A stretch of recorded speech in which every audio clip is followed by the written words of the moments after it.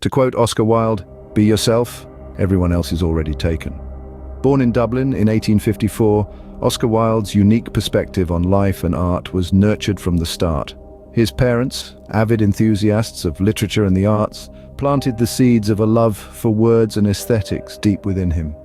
Being surrounded by such vibrant intellectualism, it's no surprise that Wilde was a standout student.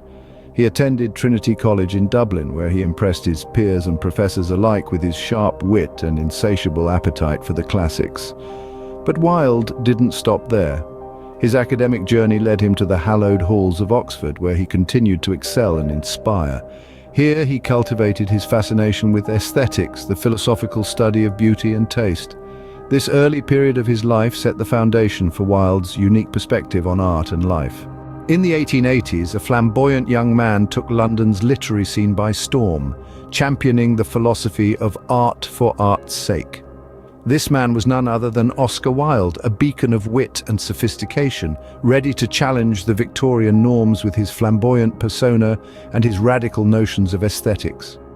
Upon moving to London, Wilde dived headfirst into the city's bustling literary scene. His early writings were a medley of poetry and prose, filled with the romantic ideals of beauty and art. These works, while still fledgling, began to shape Wilde's reputation as a new and intriguing voice in the world of literature. But Wilde was not just a writer. He became a spokesperson for the aesthetic movement, a philosophy that held beauty above all else. Wilde's belief was simple. Art needed no justification, no moral or social purpose. It was, in its purest form, a celebration of beauty. This philosophy, at once captivating and controversial, propelled Wilde into the limelight. In the midst of this literary whirlwind, Wilde found love. He married Constance Lloyd, and the couple had 2 sons. His family life, however, did little to dampen his flamboyance or his commitment to aestheticism. Wilde's star continued to rise with the publication of his novel, The Picture of Dorian Gray. This Gothic tale, infused with Wilde's aesthetic beliefs, was met with both acclaim and outrage. But it was his plays like The Importance of Being Earnest that truly cemented his fame. These works, brimming with wit and satire, showcased Wilde's genius for dialogue and his keen eye for social commentary. Wilde was at the peak of his career, celebrated for his wit and his art, but the tides were about to turn. The higher you climb, the harder you fall. This was true for Oscar Wilde. A scandalous trial in 1895 saw Wilde charged with gross indecency, a term designed to cover homosexual acts. The trial was a spectacle as Wilde's flamboyant personality clashed with the stern Victorian legal system. Ultimately, Wilde was sentenced to 2 years of hard labor, a punishment that would prove devastating to his health and spirit. The prison where he served his time, Reading Jail, was a harsh and unforgiving place. The once vibrant and vivacious Wilde was reduced to a mere shadow of his former self. The brutal prison regime, which included hard labor, isolation, and a poor diet, took a significant toll on Wilde's health. He developed health issues, including a chronic ear infection that would later contribute to his death. Yet even in the depths of despair, Wilde's creative spirit remained unbroken.